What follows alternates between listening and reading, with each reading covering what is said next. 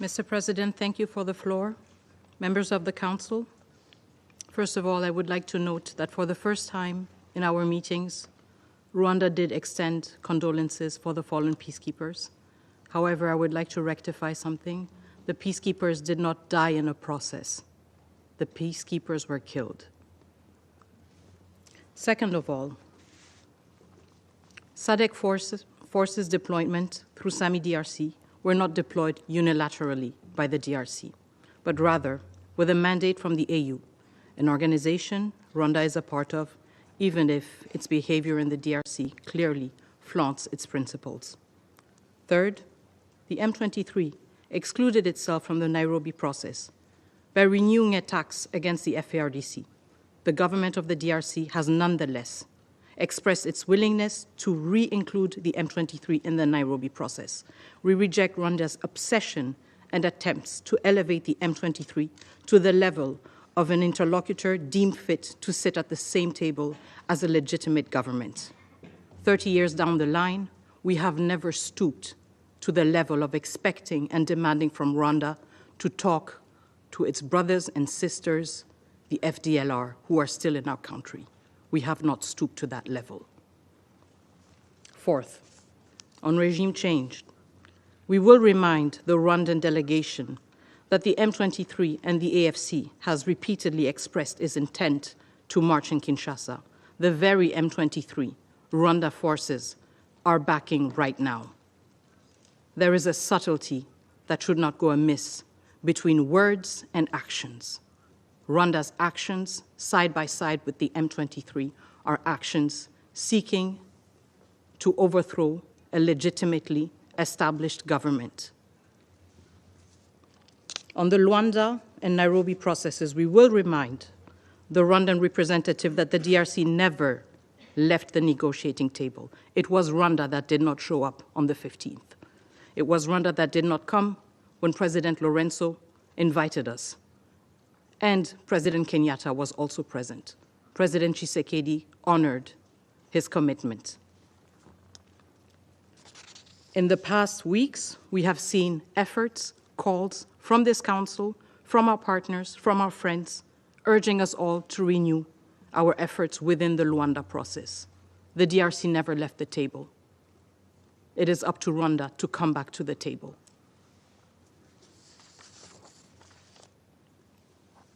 I would also like to remind the Council that in this very session, the government of the DRC, through my own statement, condemned all attacks against diplomatic missions in the DRC. We do this in our concern to abide by and respect international law. However, we have yet to hear Rwanda explain to us what its efforts have been to abide by international law and to respond to the violations it has been found guilty of in the DRC. Violations of the Charter, violations of international humanitarian law, violations of international human rights law. Members of the Council, I would like to close with what has brought us back here in less than 48 hours. Rwanda's outright contempt for this Council and its declaration that it will not, for the Council and the Council's declaration, and its demonstration that it is in the deluded belief that there is a Rwandan exception when it comes to international law. But what has also brought us here is the Council's choice 2 days ago to opt for words and not for actions. This Council is not unable to take actions. In fact, it is uniquely equipped to take actions. Hence, the question that remains at the end of this meeting is whether this Council is unwilling to act. Thank you.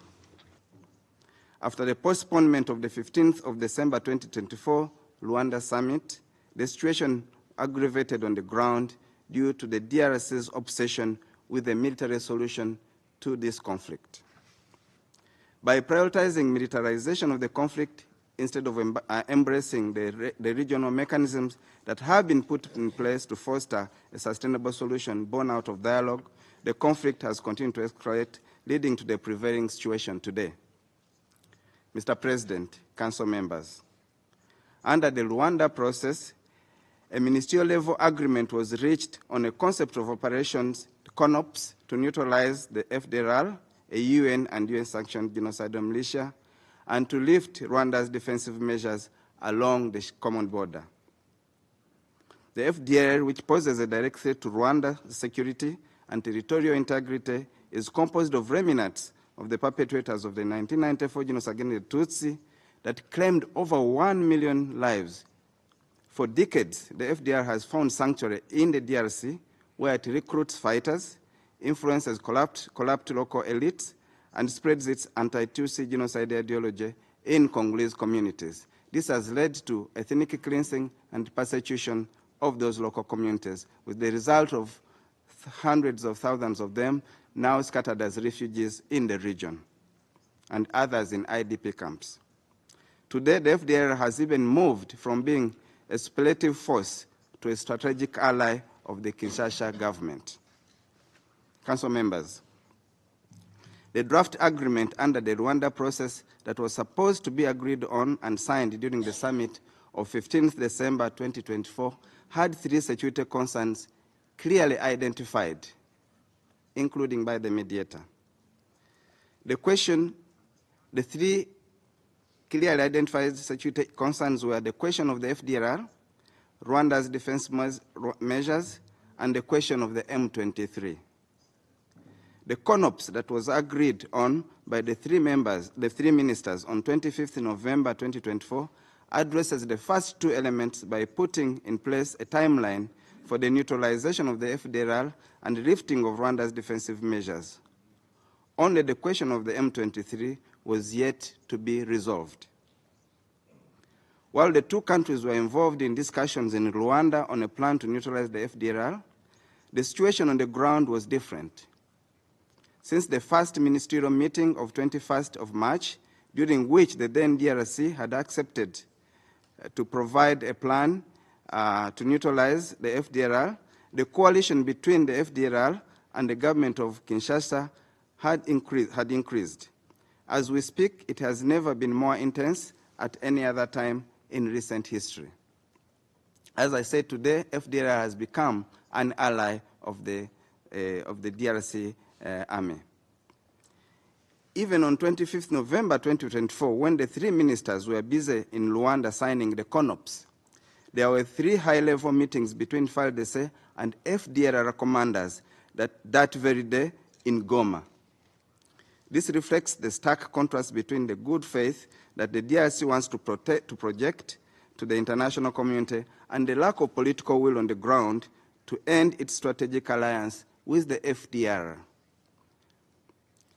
Despite an initial agreement by the DRC to enter into dialogue under the Nairobi process, the DRC minister categorically refused for 9 hours the inclusion of any commitment for dialogue between the DRC and the M23. Therefore, since it was the only item on the agenda, the only solution was to postpone the summit, as Rwanda is not interested by a photo opportunity. The reason the heads of state were to travel to Rwanda for the summit was for one agenda item, to sign an agreement. And since there was no agreement to sign, there was no reason for the summit except to postpone it until the issues are all agreed on.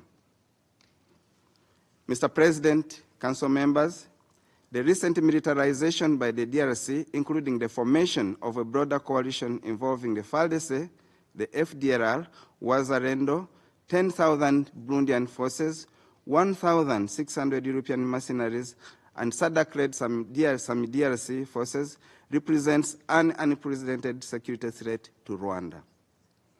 For 2 years, DRC President Felix Tshisekedi has publicly vowed to instigate regime change in Rwanda. That's a very serious matter for us. A head of state who declares regime change on another country is a matter not to be taken lightly. This rhetoric, coupled with the coalition's significant military presence along Rwanda's border, is destabilizing and unacceptable. Rwanda also notes with disappointment the international community's failure to condemn the use of foreign mercenaries in this conflict, despite clear violation of the 1977 Organization of African Unity Convention and the 1989 UN Convention against the use of mercenaries, especially by state actors. The arrest of Romanian mercenary leader Horatiu Poltra in December 2024 underscores the gravity of this issue. Yet no strong action was undertaken, and no condemnation was issued by this Council or the European Union. Mr. President, Council members, I would like to highlight Rwanda's concerns on the role MONUSCO is currently playing in Eastern DRC. But first, I would like to be clear and to clarify that Rwanda is not hostile to MONUSCO, and no one should harm peacekeepers. However, facts are stubborn, and they speak for themselves. Rwandan concerns are threefold. One, MONUC, which later became MONUSCO, was first deployed in DRC in 1999. It is now 26 years since it was first deployed. The resolution that authorized the deployment of MONUC and all successive resolutions, including the one that turned it into MONUSCO, all gave it a clear mandate to neutralize FDLR. Unfortunately, with the presence of MONUSCO in Eastern DRC, the security situation only aggravated since then. Second, by going beyond its mandate of peacekeeping and protecting civilians, MONUSCO has now joined a broader coalition with a clearly stated goal, which is to enact regime change in Rwanda, which is another UN member state. This is because the coalition that has been put together by the DRC, including all the forces that I've named, have been clearly given clear mandate under President Tshisekedi to act towards regime change, because he's amassing this force for that purpose. We take this matter very, very seriously as well. Three, in addition, MONUSCO operations provide support to FDLR, a UN-sanctioned group, and to European mercenaries in violation of the 1989 UN Convention. This is unacceptable, and MONUSCO is at risk of being sucked into a conflict in which it would be a belligerent force.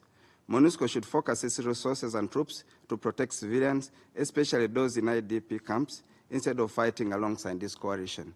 It is very important because it's a very clear mandate, and the mandate needs not to be changed because of the risk, especially that some of these forces, the Wazalendo groups, FDLR, have committed tremendous atrocities in Eastern DRC. So a force, an international force, to which we are all members, should not be associated with activities of such negative armed groups which have been sanctioned.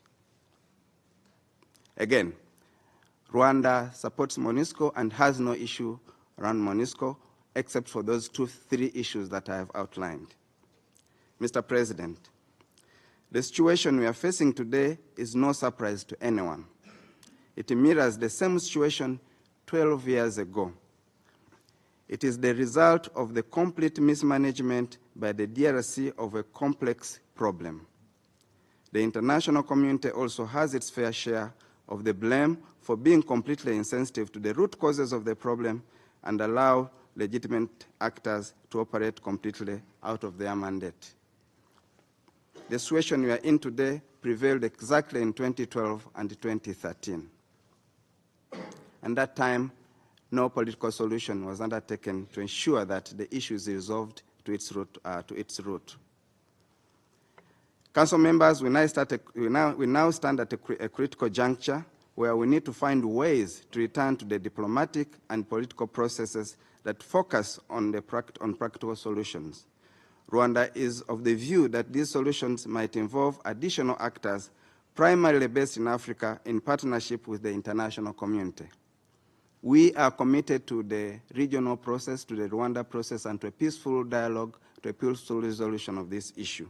And we are ready to remain engaged in a peaceful process, because we strongly believe that there is no military solution to this problem. It has to be resolved politically, diplomatically, and with the support of all partners acting together. However, in order for anything to be successful, the DRC must play a helpful role. After all, this is a Congolese problem for which the DRC is looking to outsource its solution. The solution to this problem cannot be outsourced. It requires ownership and political will. and looking at the root cause of the conflict comprehensively and addressing them. Partners can support, but partners cannot fully own and resolve this problem. Rwanda stands ready to do its part in making sure a practical solution is found that addresses the concerns of all actors involved on an equal footing. I thank you. We are grateful to Jean-Pierre Lacroix and Bintu Keita and Joyce Msui for their briefings. We welcome the participation in this meeting of the Foreign Minister of the Democratic Republic of the Congo, Teresa Wagner, and the representatives of Rwanda, Angola, South Africa, and Uruguay. Mr. President, we're extremely dismayed by the current escalation by the M23, and we condemn it. Because of its actions, the civilian population is the one that is suffering. First and foremost, we express our condolences to the families of all the citizens of the DRC who have died.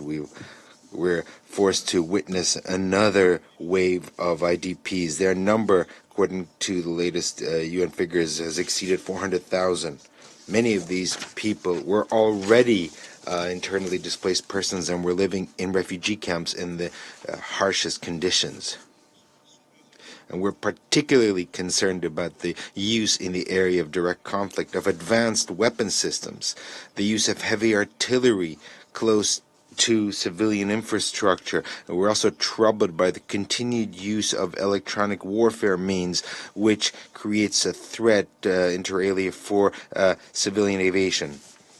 Unfortunately, the UN mission to stabilize the DRC has also taken casualties. We express our condolences to the families of the peacekeepers that have died from South Africa and Uruguay, as well as the governments of these countries. We hope for the speediest recovery of the wounded from other contingents. Russia unconditionally condemns attacks against blue helmets. As a result of one of such attacks in March of 2022, one of our nationals, a senior member of the Russian military observers group, Alexei Mizuro, died.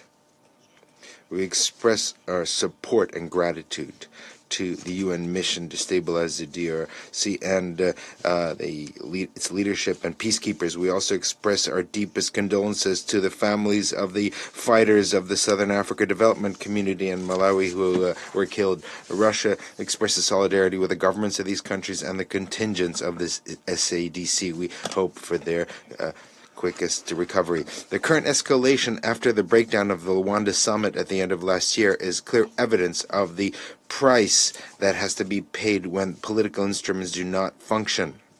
We call for an immediate cessation of military activities and return of Rwanda and the DRC to the negotiating table with Angolan mediation, as well as the confirmation by the parties of their commitment to the mutual obligations in the framework of the Luanda process. At the same time, we'd like to underscore that real progress on the diplomatic track will only be possible after the end of relations of states with illegal armed groups. This applies first and foremost to M23 and the Force Démocratique for the Liberation of Rwanda, FDLR. Whether the parameters of this process will be determined in the framework of relaunching of the Nairobi process or the result of other initiatives, that should be decided by Rwanda and the DRC. However, it is clear that this issue requires a comprehensive approach and certain flexibility by both sides. Without tackling it, it will not be possible to find a sustainable and viable formula for political resolution of the conflict, and this must be done immediately to avoid the worst. Mr. President, we should not forget that the central element of this crisis is the illegal exploitation of the Congolese natural resources. It's no secret for anyone that currently in the region rich in coltan or rubaya, which is under the control of M23. Everyone also knows that other groups and external players are involved in this criminal business. We all know who they are. And they are enriching themselves by smuggling blood natural resources from the eastern part of the DRC. We are convinced that the struggle to gain access towards strategically important Congolese minerals is one of the reasons for the continuation of the crisis we're witnessing. Once again, we call on countries with political and economic influence in the region to use it and to work with the main protagonists. This could contribute to a rapid end of the escalation, which was demonstrated very well by the situation that we witnessed in 2012 and 2013. At the same time, together with other members of the Security Council, we will continue working on coordinating the appropriate reaction to these events, which are taking place in the east of the DRC. We hope that we will be able to find the right language that will contribute to ending the suffering of the civilian population and a return to negotiations. In conclusion, I'd like to say that we should not forget about the fact that the instability in the Great Lakes region is to a large extent a legacy of the colonial period. It was precisely then that the metropoles of the time laid the ticking time bombs that the region continues to suffer from. We see how the Congolese are tired of violence and how much they just want to live and work on their own land. Russia, as a permanent member of the Security Council, will do everything possible to bring this long-for moment closer. Thank you very much. The representative of Rwanda has asked for the floor to make a further statement. I give him the floor. Thank you, Mr. Chair. I wanted to clearly say that this crisis is a DRC matter. That's why we have the Rwanda process and the Nairobi process. DRC has had endemic security, political, and governance challenges for decades. These matters are not matters of today. So it cannot pretend that an external party will be responsible for putting its house in order. On the issue of territorial integrity, we agree DRC's territorial integrity matters, but Rwanda's territorial integrity is also very important. For the last 3 decades, instability, attacks, infiltration, sharing, and loss of life due to armed groups' activities on Rwandan territory have come singularly from across the border from DRC. Why is DRC preserving FDLR, making it a strategic ally? DRC must disengage, neutralize, and completely expel FDLR from its territory so that we can have peace.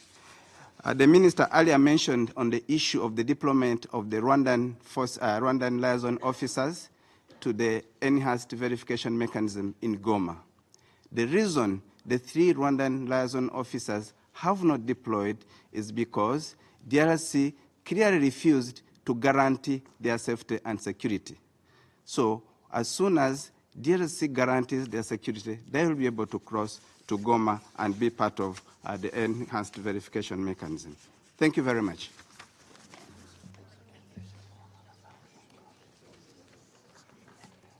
I thank the representative of Rwanda for his statement.